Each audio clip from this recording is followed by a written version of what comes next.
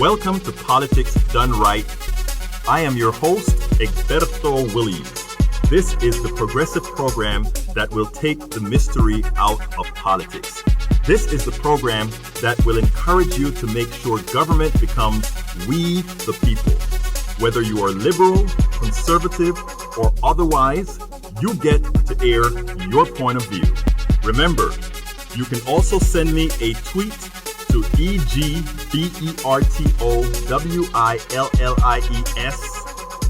That is, at Egberto Williams. Let us engage. It is politics done right. 1, 2, 3. Well, folks, welcome to one more edition of Politics Done Right. I'm Egberto Williams, your host. Thank you so kindly for being a part of the show. We are going to have a great show for you today. We are going to talk about El Señor Biden. We're going to talk about race. And for all my folks out there, I want everybody to be here. I don't care what your race is or whatever, because we're going to get into some... If I get a chance to, and nobody calls in too many times, but I do want people to call in. I want to discuss some stuff with you guys in a very frank manner, and relative to Joe Biden, and a bit more as well. So we really want to get into this stuff, my friends, because this is important, this is urgent, this is all those good things all at once. As I stand here, let me go ahead and cue a few of these babies up. But anyhow, folks, we are going to have a good show for you. Hoy, as in today. Anyhow, so what is the show title? I gave it kind of a catchy title. Title of the show today is Biden Trying to Out-Trump a Non-Out-Trumpable Trump. I don't know. Do you like that one? Biden trying to out-Trump a non-out-Trumpable Trump. Subtitle. Poor Joe Biden. He believes after failing 2 times that the 3rd time will be the charm. He thinks the trick is to be more like Trump with the Uncle Joe smile. I am sure he must not be the Democratic nominee. He cannot be. Look, Joe is a nice guy. I like Joe. But Joe is playing a dangerous game. The Democratic Party is playing a dangerous game. And progressives must be aware of this game and not fall for these things again, and not fall for the mediocrity, and not fall for only this will do. Remember Donald Trump, when he was running, he said, only I can solve the problem. So what did the Democratic Party return with? Only Joe can solve the problem. When we do our polls, it's Joe that comes out the best when it comes for beating Donald Trump. He can win those coveted white working class voters. The working class vote. Folks, don't believe all that crap. Instead of trying to move the electorate into what's real, we're going to try to adapt or continue to allow them to fall for the stupor. Come on. We can do a lot better than that. And we can do better than what Joe is offering, and we can do better than these tropes. We can do better than attempting what they're attempting right now with the Trumpian behavior, because somehow they think America wants that strong man. Notice I said strong man. No, not really. I want to see a woman for a change. I want to see some estrogen running the damn country. I think it is high time.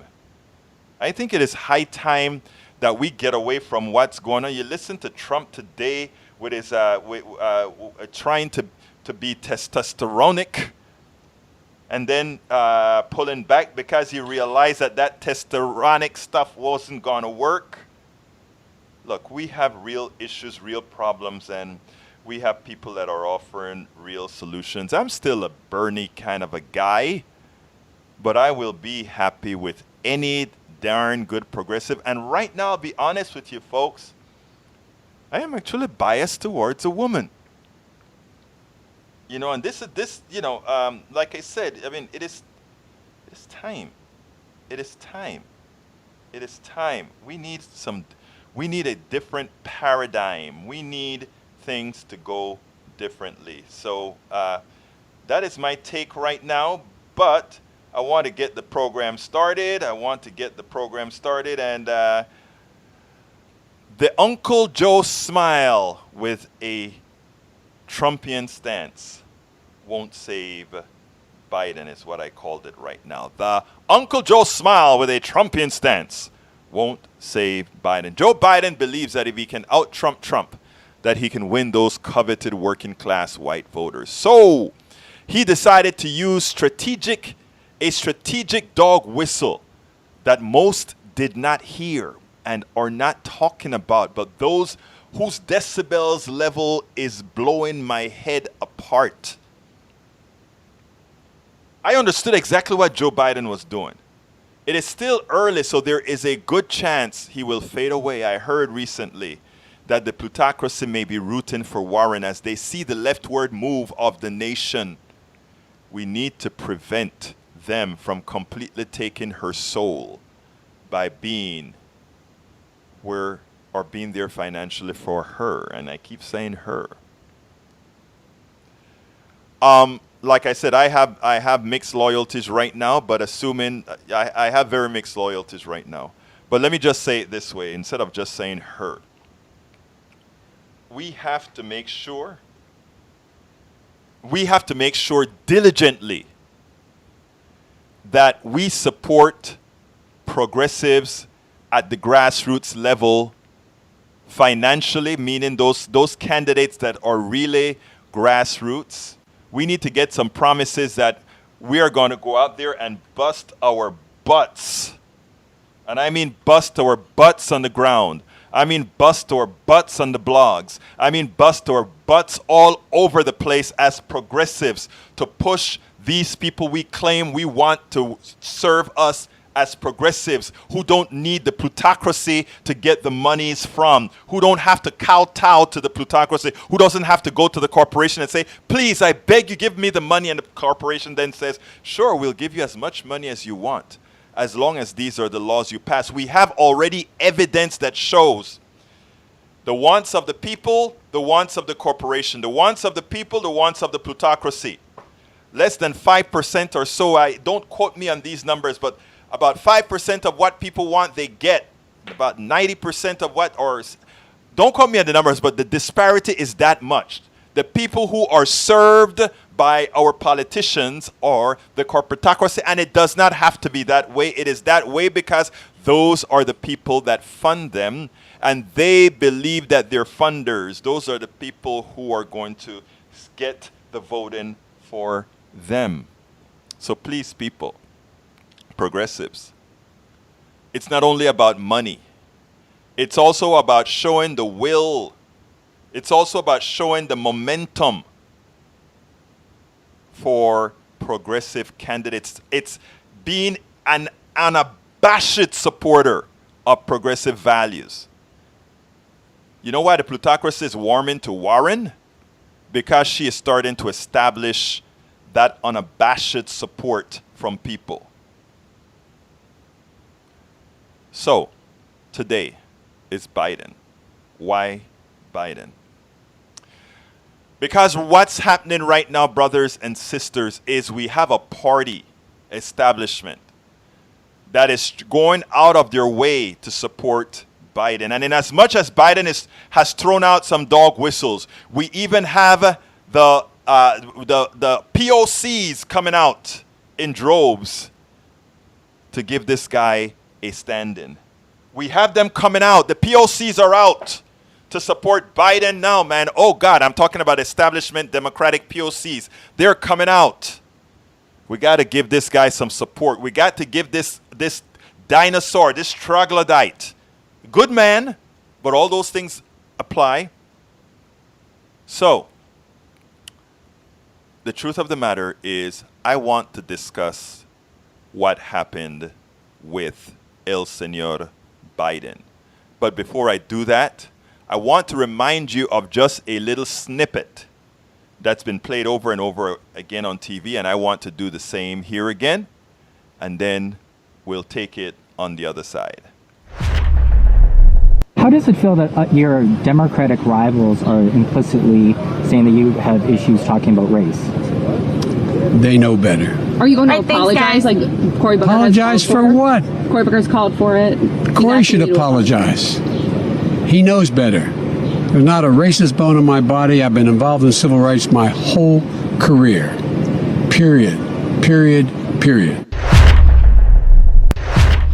Wow.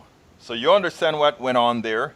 It turns out that El Señor Biden, people accused, after he, well, let me go into the blog of the week because that is where we can actually talk about what's really happening here. So let's go to the blog of the week. And you know how I do that. I usually say, what time is it? It's time for the weekly blog post. Okay, and the weekly blog post goes like this, folks. The title of the blog post is Biden, no racist, but willing to out-Trump Trump with an Uncle Joe smile of disregard. And I hope you get exactly what I'm saying here. And this, I want to come out plain firstly and say, this is really not about bashing Biden or bashing any Democrat, but this is something that has to be said. Because if we're going to win, we're not going to win by people appeasing the white working class as they put POCs in a corner, as they demean POCs with the absence of support, as they demean POCs with simple disregard. So, title again, Biden no racist but willing to out-Trump Trump with an Uncle Joe smile. And it goes like this. Is Joe Biden a racist? I do not know one's heart, just their outwards actions. His camaraderie with President Obama seemed real, even though his early implied ignorance to a black Obama being articulate was initially a put-off. But I don't think he's a racist. I don't want the noun racist to lose its real meaning. It is much more profound than what Biden or many others do. What Biden's off remarks show is a precise gradation of acceptable disregard of the other, you, the POCs, a disregard for the other when it suits an outcome he wants, an outcome they want. So I want to repeat, that's an important sentence. What Biden's off remarks show is a precise gradation of acceptable disregard of other when it suits an outcome he wants. I want to give an example. When it came to, when Obama took control of the presidency, he had the Senate, the House, the Senate, an unimpeachable, not unimpeachable, veto-proof Senate. He had the House and he had himself, the presidency.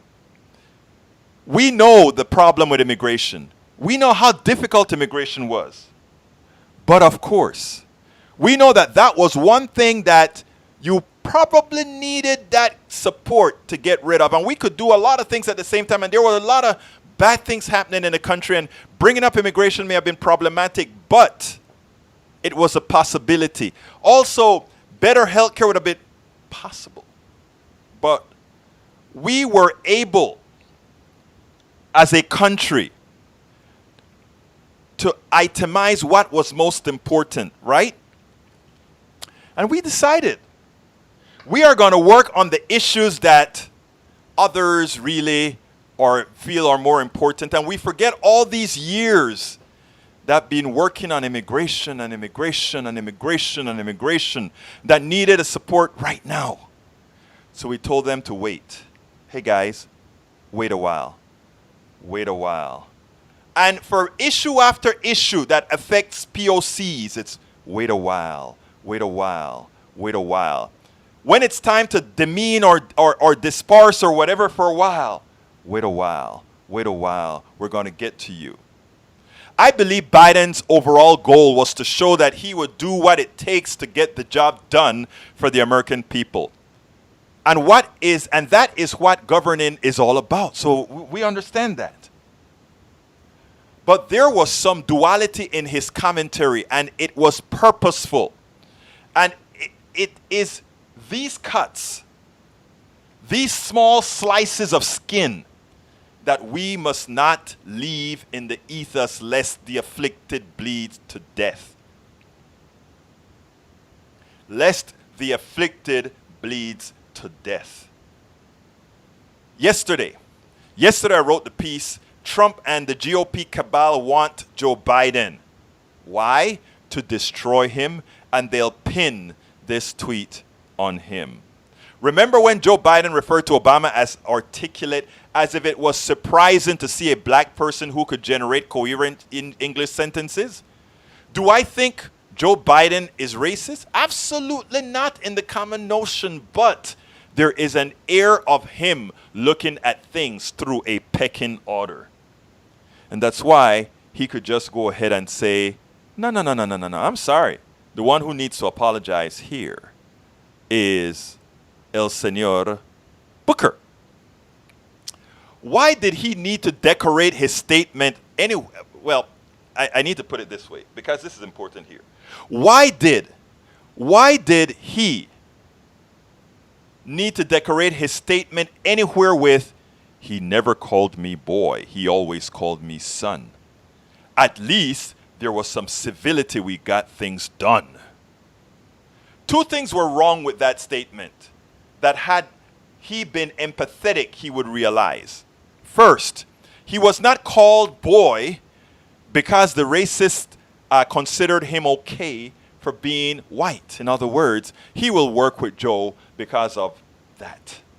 But to equate the times as civil because of civil discourse between a racist and a purported non-racist tells those who did not know civility in those times when their bodies were always at physical risk and their state of mind under permanent stress, it shows a lack of sensitivity and empathy beyond reason. And that is who Biden is. And while he could be president without any modicum of empathy in the Republican Party, that just won't do for Democrats. One hopes the establishment realizes this early enough before they vest their faith in a several-time loser of the Democratic presidential nomination. It seems some have earned the right to get any number of chances, irrespective of their failure. So, I'm not done. But I hope you get where I'm going with this, because it is rather important that we see it a bit differently than it's being reported. I'm not done with the blog of the week yet, but I want to confirm something again, because I want to keep saying this. This isn't an attack on Biden for saying he's somehow a racist or whatever. I do not think he is.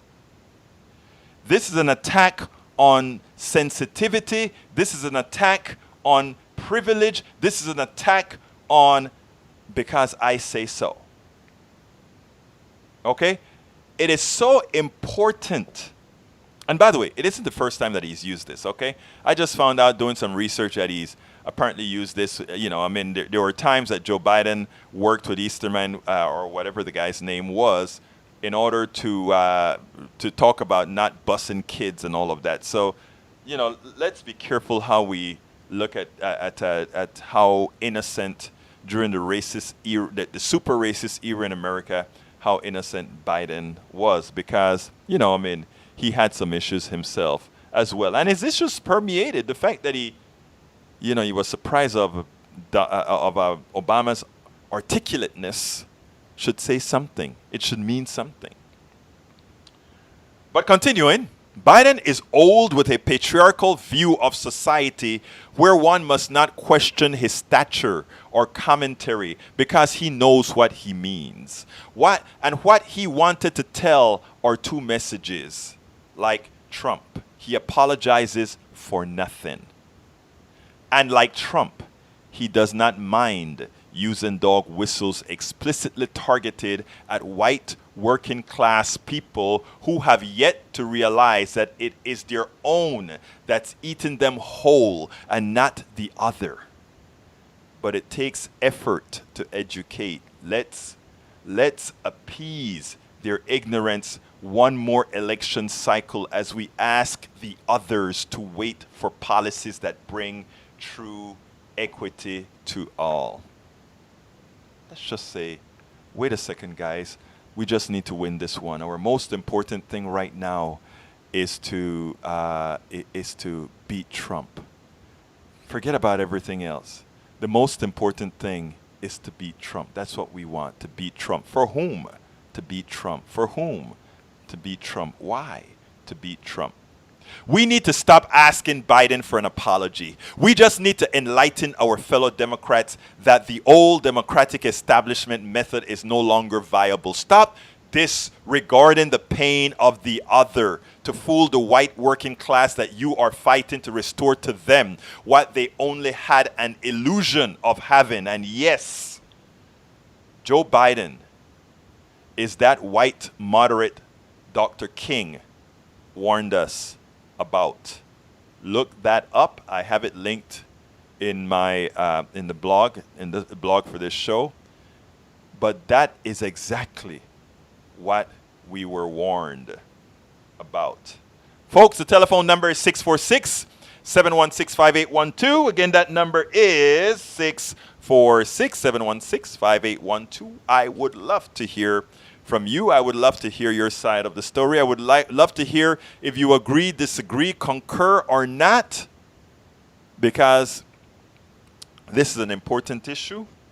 And not only is this an important issue, something else that I really want folks to think about, and that is Biden, should Biden even be a part of this? Again, 646-716-5812. If you have some comments as well, please feel free to share. I'm just pulling up my application now so that I can see not only from Facebook, but from all the others. So let's see if we have a commentary or people that want to make a comment from these different platforms that we are played on. Let's see. Oh my God. So you are a bit too loud and I need to shut you down because you are, there you go, I shut you down. Okay, Tom Hines says, Biden has always had a problem of putting his foot in his mouth. And you know what? I'll be honest with you. I like the idea of him putting his foot in his mouth because we need to know exactly where he's at, right? So if he puts his foot in his mouth, that's a good thing. Hi, Lee Grant. Welcome aboard. Tom Hines, Michael Rudnin. Welcome aboard the show. So yeah, Tim, I like the idea that he puts his foot in his mouth. But the one thing that I want to say about the issue is I am not upset that Joe is talking race the way he is, because I think it opens the door for us to talk some very important issues. I don't give a lot of credence to race. I don't know. For those of you who know me personally, you know I really don't give a damn about race. I think race, well, I know the reality about race. I know it's a social construct. I know all the I know the pathology of racism. I know the pathology of how it's been used from redlining in the past early term. I know how it was used in slavery and all these issues. But I understand most importantly that that racism really has very, very little to do with color and more to do with economy. And color was the form of the economy that it was used to. Well, color was the delineation, right? But as color, as the people of color, you know, America is what, 13% black? I don't know what percent Latino. I think probably another 13% Latino. But again, Latino is not a good descriptor because you have blue-eyed blonde Latinos and you have black Latino. I'm a black Latino. So race is sort of those interesting issues where the country, you know, they like to say, oh, we are going to be a majority-minority country in the next few years, or maybe in the next 10, 15 years, I don't remember what the number is now, that is not really true, because a lot of Latinos are actually white. They're just, and if you notice the way the Republicans, when they're trying to cheat, what they normally talk about is they talk about white non-Hispanic, and it should be white non-Latinos is what they should be talking about, but they normally call it white non-Hispanic. But the reality is, for a long time, the delineation was easy. It was easy to have black folks as being the aggrieved, darker-skinned Latinos as being the aggrieved, and all. It was easy to have all these issues put that way. But what happened is they ran out of black folk, and they ran out of Latino, the right kind of Latinos, all of that they ran out of for the economy that had to keep eating and eating and eating its people. So when you run out of these people, and by the way, the reason I wanted to point out how important it was to realize that racism or race is just a fictional thing, is if you take a look at, we have Oprah and we have Smith and we have all Johnson, we have all these black billionaires, and they would then say, okay, so it's not a color thing, to which I would have to say they're right. If you think that people like Oprah Winfrey or Johnson or all these kind of folks would be looking into saying, oh yeah, we would like to talk or discuss reparations and all those issues. No, they won't. They won't. Because it's not about race. It's about an economic system. It's about an economic system that is selfish. It's about an economic system that only cares about surviving. And to survive, it has to grow. And to grow, it has to eat its living. It has to eat its people. And when it's eaten most of its people, when it's eaten most, what happens then? It has to go to the last bastion. And who is that last bastion? Who is the last bastion to be eaten? I'm sorry. White people. And it starts at the lower class, and we can start extracting from you, and we will continue to extract, and eventually it happens. And there's a mathematical reason why. If there's a mathematical reason why this has to happen. And the mathematical reason is capitalism depends on growth, and growth depends on taking an unfair share, right? I mean, if you own stocks, if you own bonds, you own companies, you don't want to just stay where you're at. In other words, you're not willing to just grow at at how high inflation is. In other words, if inflation is 1%, if you only made 1%, it's not working for you. That's not capitalism, right? You want your constant, what do they tell you when you invest in the market? They tell you when you invest in the market, you can expect on average a 7% return every year. Well, if you can expect a 7% return every year, I have a question for everybody else. The economy, which is a closed system, whether you talk about the American economy or the world's economy, it's a closed system. If you have people making 7% return and the economy is only growing at 1 or 2%, where is the rest of the growth coming from? I ask. Where is the rest of the growth coming from? It's coming from you. So in the days that we could redline and keep out a particular sect, we could take more out of those people that we could segregate. Okay, but as we took all we could from those people to segregate, remember, right now I think it's something like black wealth is something like 16 times less than white wealth or something to that, some crazy number like that. So you've extracted out of the people that you considered that it didn't matter. But you have more to extract. If you want to continue your growth, you have to continue extracting. So you got it out of you're almost done with all the other undesirables. So you need more people. You need to get more people in, you need to get more people. So there were magical ways to do this, right? You start out by saying, okay, I still need to get these big profits. So what I start offshoring, and I start using up the people from around the world. I use people in China, I use people in Vietnam, I use people in Panama, I use people in Costa Rica, Guatemala, Honduras. We wonder why all these people are coming over here, right? Because we're extracting. And these aren't generalization. We can physically show where you are taking your unfair share. And when you take your unfair share, you make them poorer. You make them poor, they start running towards where they believe they can have opportunity. So you start to get rid of the jobs because Americans are too darn expensive. And you can pay the black guy a little bit less and the Latino a little bit less, and then you eventually have to start charging less to other people. And when that is not going fast enough, you offshore. And as you offshore, it means you have less jobs here. As you have less jobs here, guess who that is starting to affect? The white working class. But how do you tell the white working class that it's the system? You know, everybody talking about, there's a funny meme that I saw today. Elizabeth sent it out, and I should have made a copy of it. But the meme said, while you were worried about socialism, while you were worried about democratic socialism, capitalism was busy taking away your health care, taking away your job, taking away your retirement, taking away all these things. You have to remember, all these companies that claim or that are giving you a retirement, all these big companies say you have a retirement, it's unfunded. Much of it is unfunded. The stocks always pay their dividends to the rich people. The capital gains go up. So those people who have stocks, which is not the majority of the country, 10% of the people have more than anything else. Okay? Daniel says, pure truth of neoliberal extractive capitalism indeed. Thank you so kindly. Let me give you a kudos, Daniel. Kudos to you, Daniel.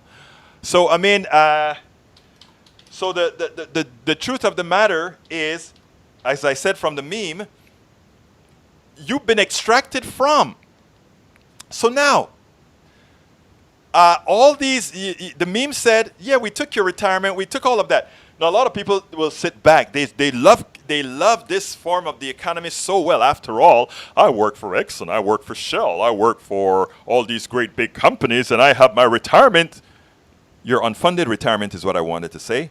The companies, just like how the United States government pays a whole lot of stuff on the fly, that's how a lot of these companies working, because they want those books to look good, right? They're not going to just throw that money into your fund.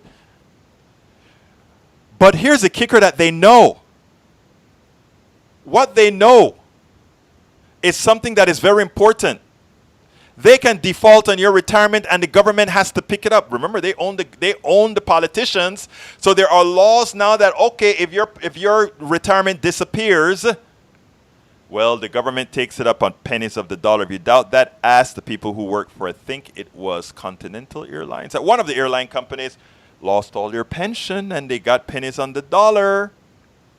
Let's understand the concepts, my dear brothers and my sisters. It's not democratic socialism, and I'm not going to be talking about democratic socialism hardly anymore, because I'm going to be talking about just what we as progressives want to do for you, which is make a society where you have access to success, not equal outcomes, but access to success. Seems like I got a caller. Come on in, 973. Come on in. Berto. This sounds like Johnny. Berto. Talk to me, Johnny. You know, it's Johnny. Yes. You know, I had to call because you brought up such a great point about Biden. And I just, the thing with Biden that really grates against me is that he is signaling. He's signaling. And he's telling people something about how he wants to be the president. But what's more telling is why Barack Obama picked him in the first place.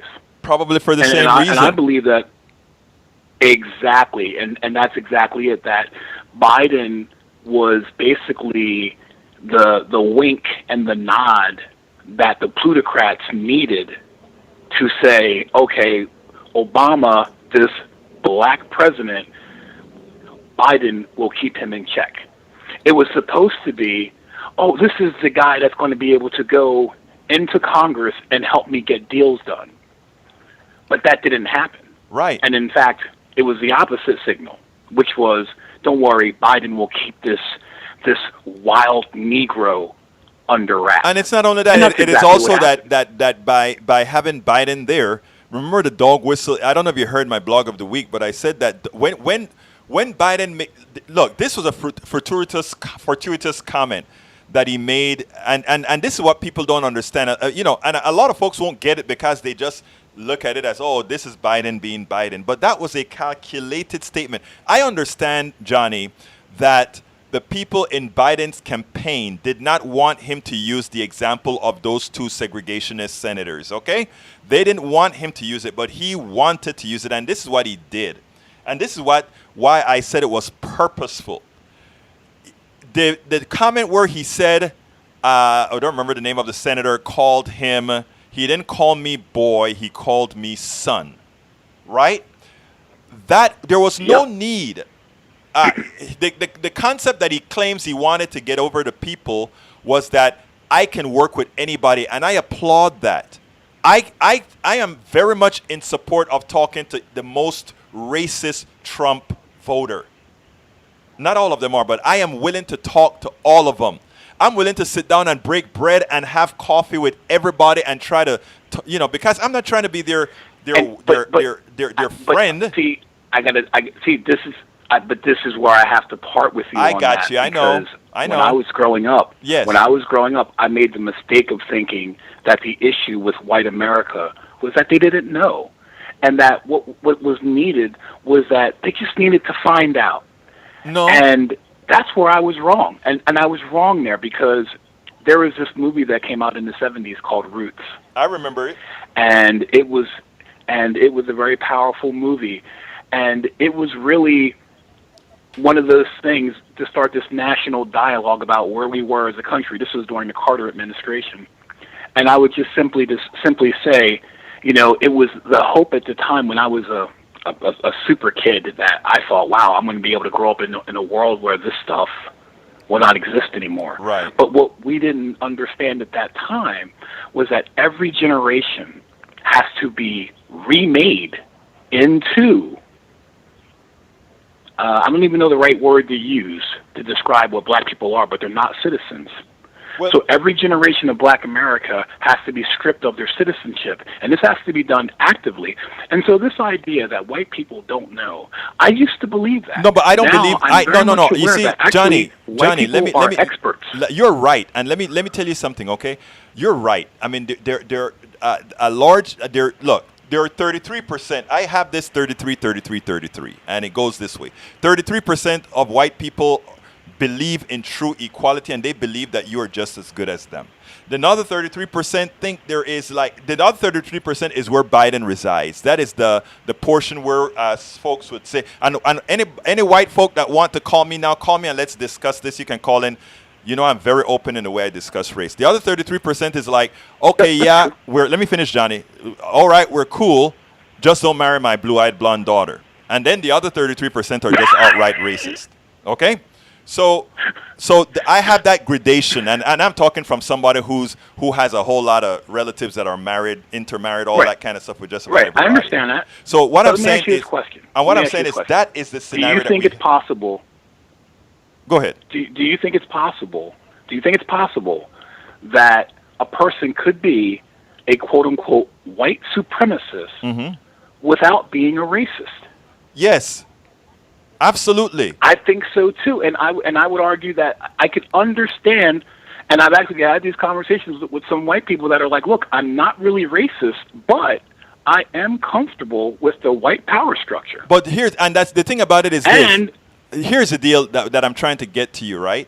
And the reason I agree with you that somebody can be not a racist but a white supremacist, and let me give an example. There are a lot of white people that live in my neighborhood that are just fine for black people to come in and all of that. But if it is that a black person is going to run the organization, they're hesitant about that. Do you call that person a racist even though everything is... No, what it is this. That is the thing about... You see, race is a stupid thing, right? And we were watching a movie. Yes, we were watching a movie last couple of nights ago. And the movie had it where, I don't remember the name of it, but it had where this black family's kid died, and this father, white guy who was a racist, his daughter got serious heart problems. And without knowing, she got the little kid's black heart, okay? somebody else, white, couldn't have donated that organ to her.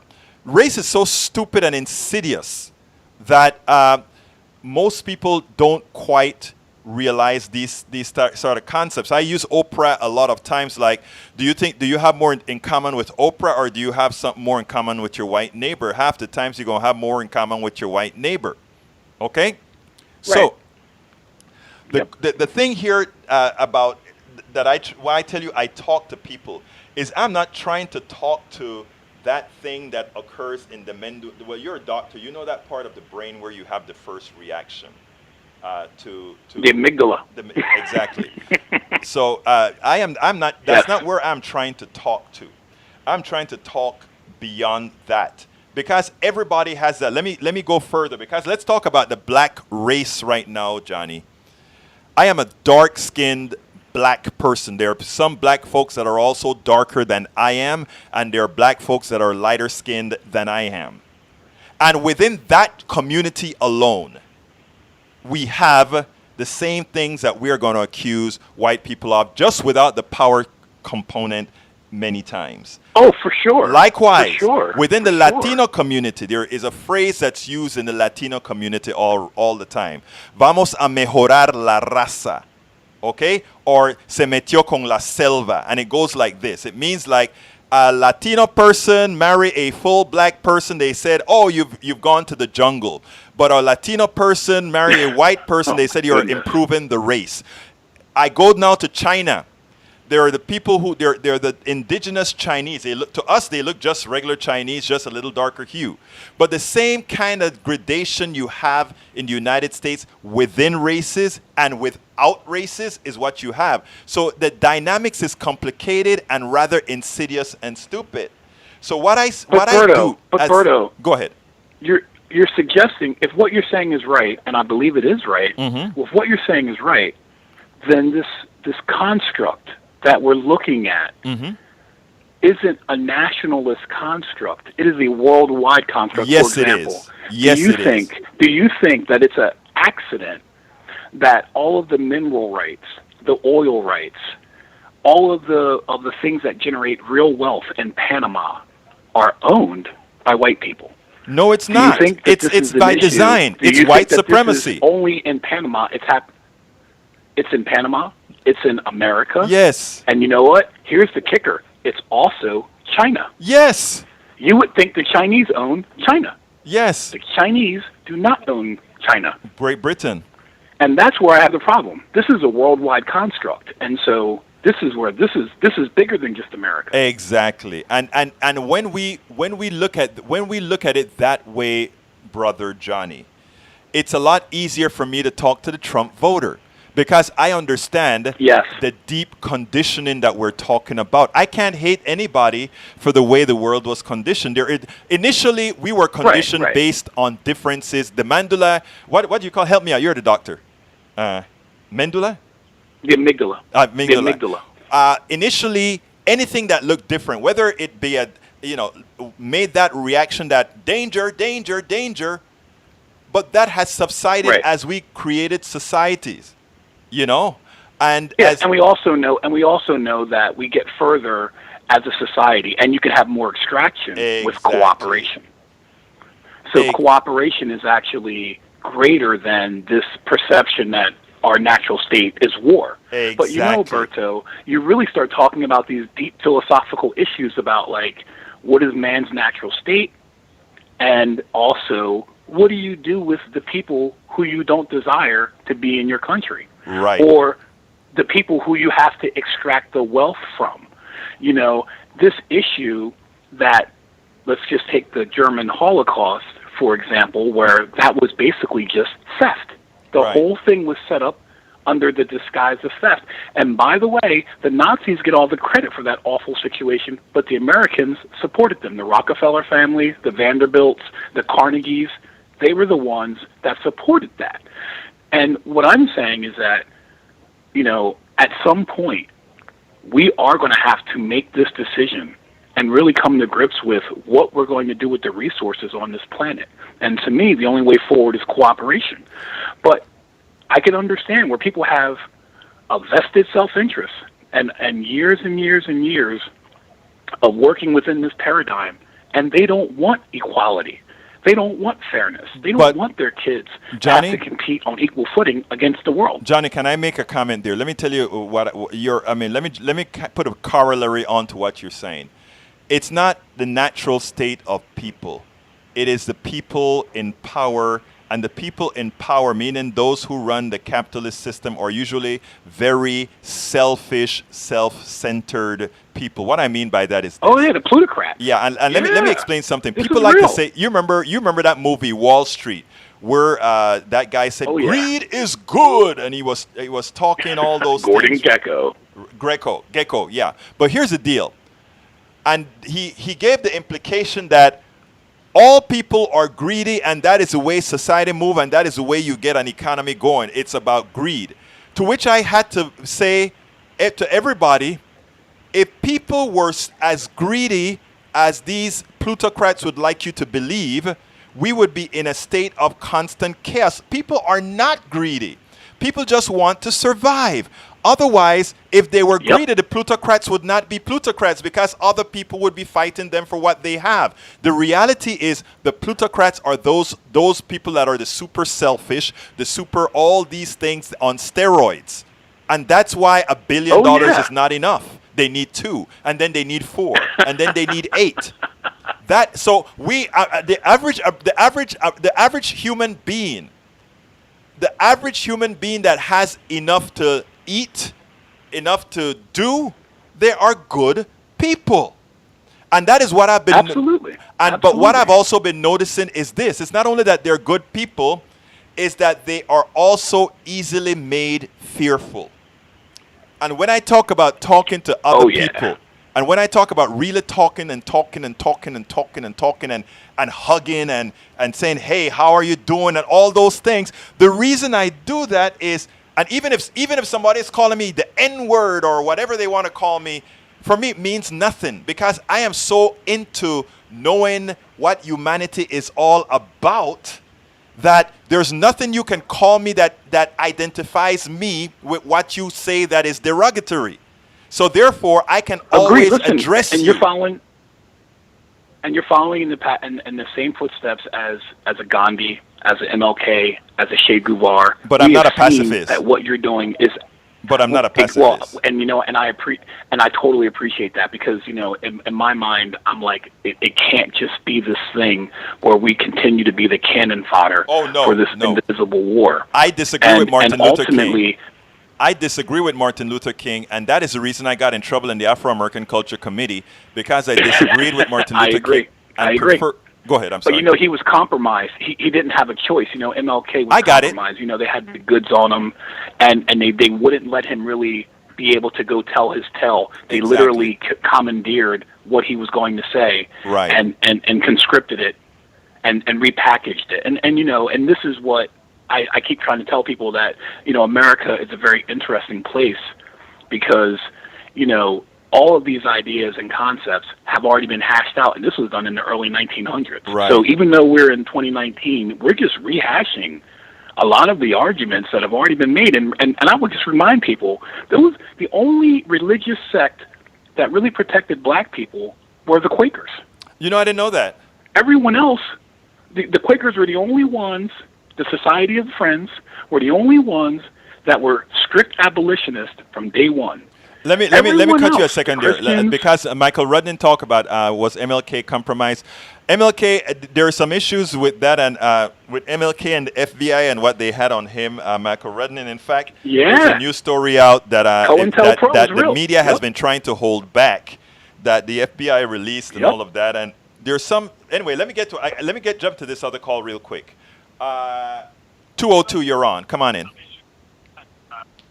Yeah, this is Rudy Sutherland. How's it going, man? Hey, Rudy, how you doing, my friend?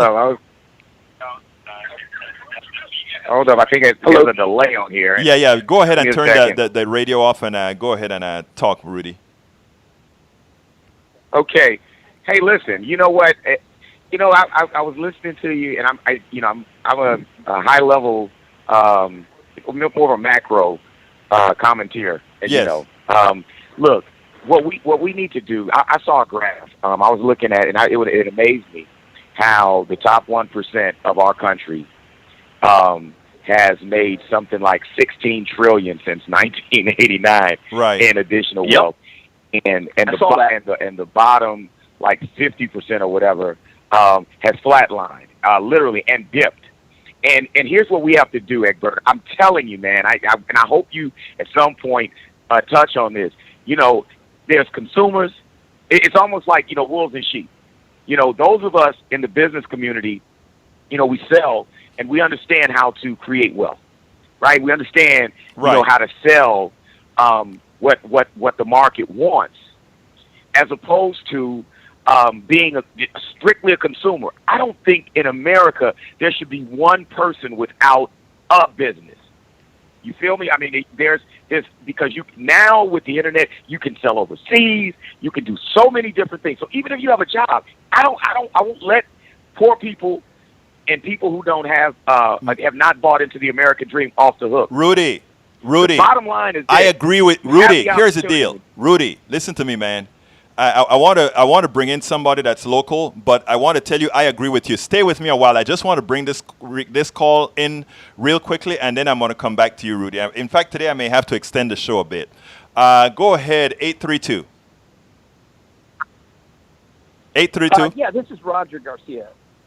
Go ahead, This Roger. is Roger Garcia. Yeah. Listen, I wanted to talk about the, what's happening with, the county court number 4 appointment, the judge that was appointed by the 3 commissioners. That is the reason. In the place of county court number 4.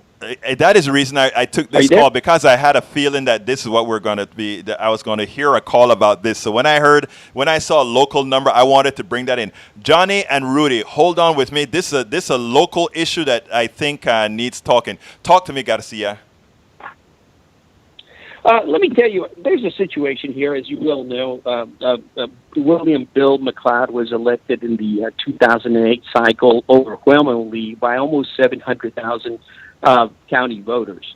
Obviously, he made a mistake in announcing to run for the Supreme Court, and obviously he had to basically resign, or they said that the Commissioner's Court said that he had to resign.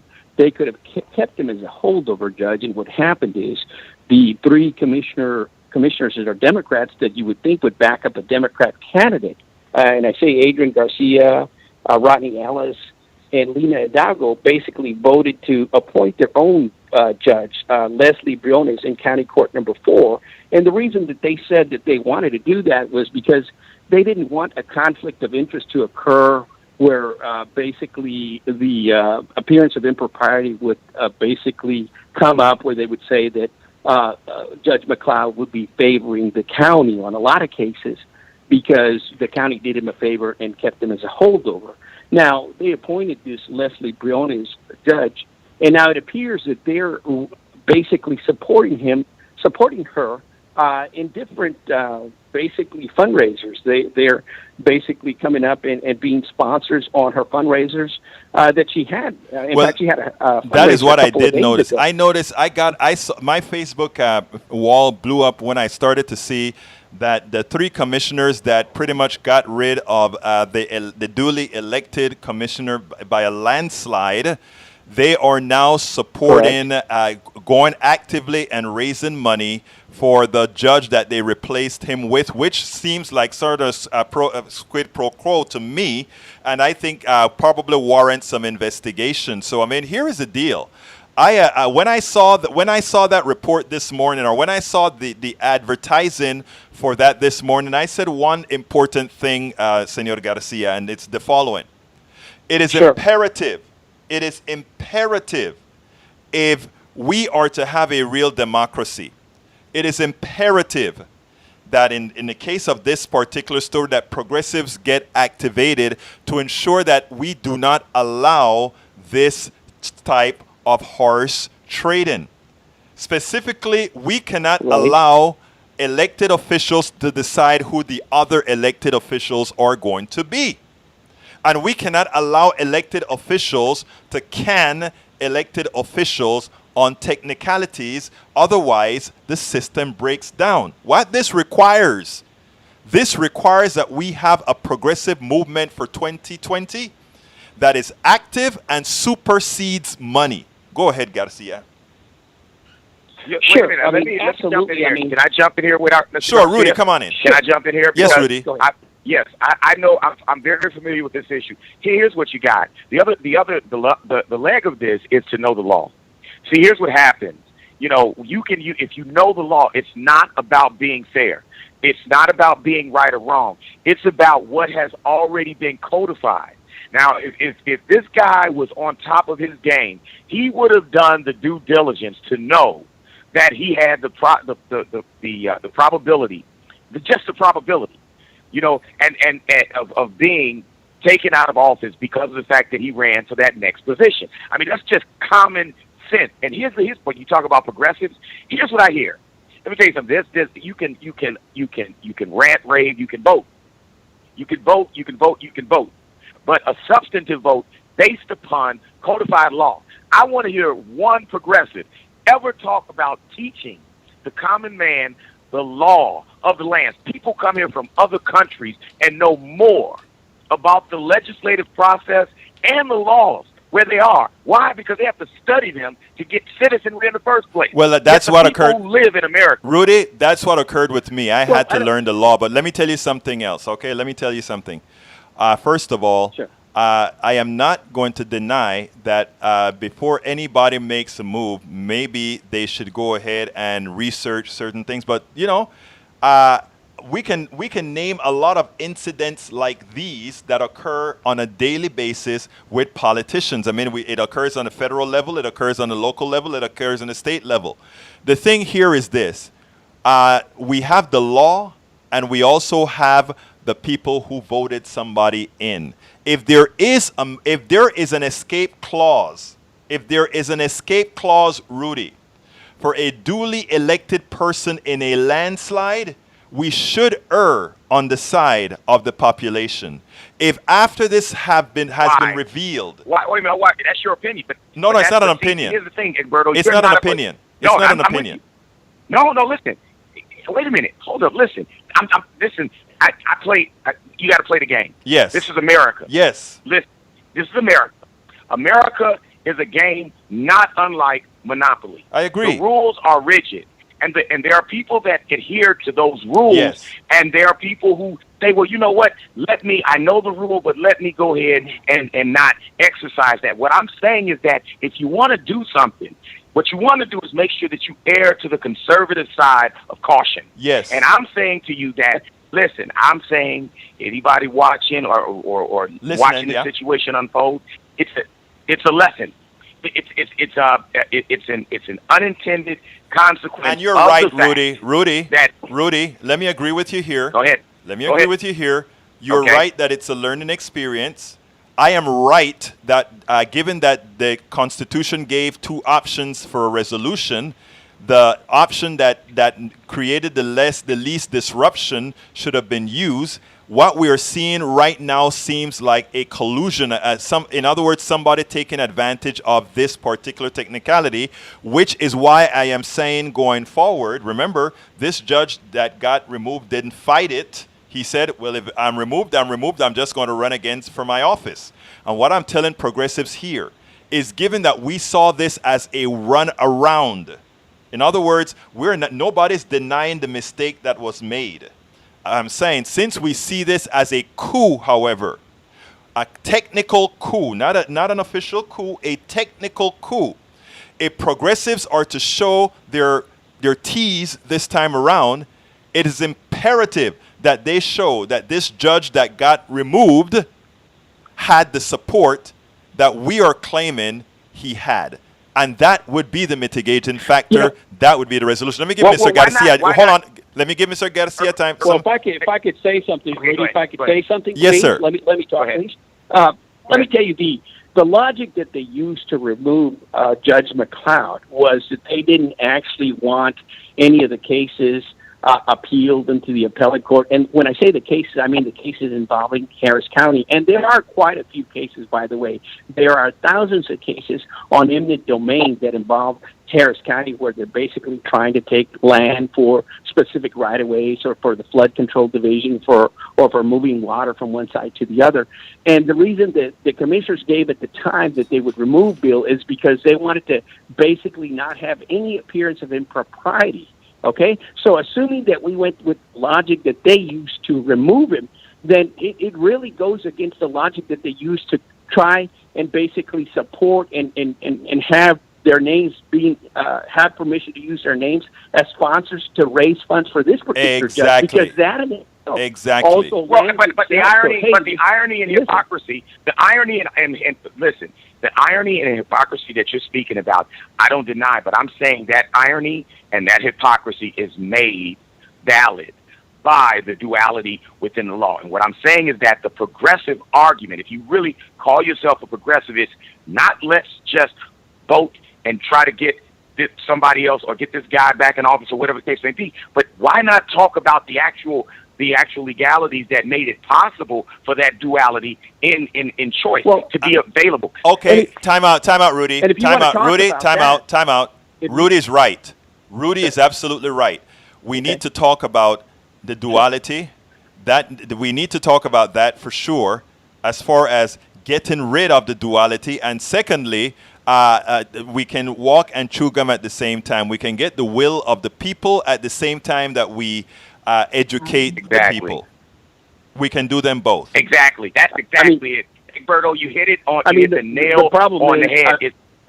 Hold on a second. Let Rudy finish. Go ahead, Rudy. Sure. Go ahead. No, I was saying, Berto, you hit the nail on the head, and I apologize, Mr. Garcia. It is a delay here, so I don't want you to think I'm over talking you, man. No problem. Berto, you hit the nail on the head. I think that what happens is we think in a linear fashion. Right. We don't think in terms of, in parallels, in quadrants, like a 4-lane highway. Right. We're thinking in a one lane street. And what I'm saying is that at the same time that, like, for instance, I hear this, get out to vote. What the hell does that mean? Right. Get out to vote. You're not, there's no agenda. Back in the day, in my father's day, when they say get out to vote, they had a purpose. Hey, Rudy, we're at the end of the show. Let me give Garcia the last word, and then we got to close this baby done. But okay. Rudy, your point is taken. Mr. Garcia? I was just going to say that, the mistake that McLeod made is a mistake that can very easily made, because it's a 1958 amendment that basically tripped him up.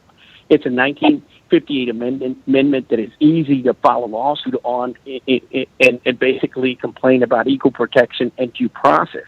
McLeod did not decide to do that because he did not want to cost the county any undue burden economically, because it would actually cost the county millions of dollars to go all the way to the Supreme Court and eventually find that particular amendment unconstitutional. But McLeod decided not to do that because that's not logically the way McLeod thinks.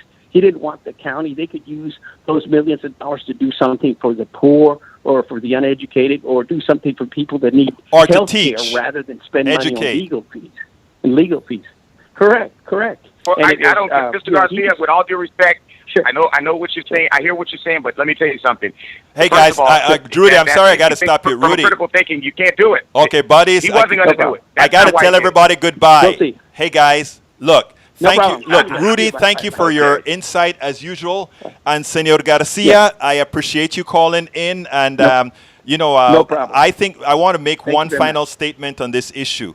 And that is, first of all, I think progressives have a lot to prove in 2020 in Harris County to prove that this is, in fact, a progressive county that does not want to have a machine that's running it, but have the people running it. So thank you so kindly, Mr. Absolutely. Garcia. I agree. Thank you so kindly, Rudy. We got to get out of here, guys. Folks, I have to do one Chicago, quick... John Daly. All right. Take care, buddies. Think about it. We'll see you another time. That was the machine. All right. Take care, buddy. Bye-bye. Take care. All right. Let's see. Okay, folks. That's and kind of crazy end of the show. But anyhow, before I go, I got to do my little pitch real quickly. Please, folks, remember this is a call-in show. Please consider supporting Politics Done Right by going to patreon.com/Politics Done Right. Again, that is patreon.com/Politics Done Right. There are several ways to support us. You can support us by going to subscribe by going to patreon.com/Politics Done Right. You can donate by going to politicsdoneright.com/donate, or you can shop and get our products, our cups, our t-shirts, all these other these little things at store.politicsdoneright.com. We do need your support. Remember, anybody who subscribe to us, get all my books online at egbertowillies.com. This is the end of the show. My name is Egberto Willies. This is Politics Done Right. And you know how I end this baby. I am what? Out!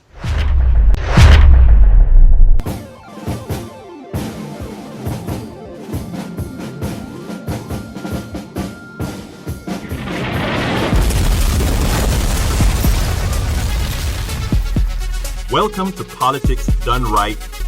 I am your host, Egberto Willies. This is the progressive program that will take the mystery out of politics. This is the program that will encourage you to make sure government becomes we the people. Whether you are liberal, conservative, or otherwise, you get to air your point of view. Remember, you can also send me a tweet to EGBERTOWILLIES. That is at Egberto Willies. Let us engage. It is Politics Done Right.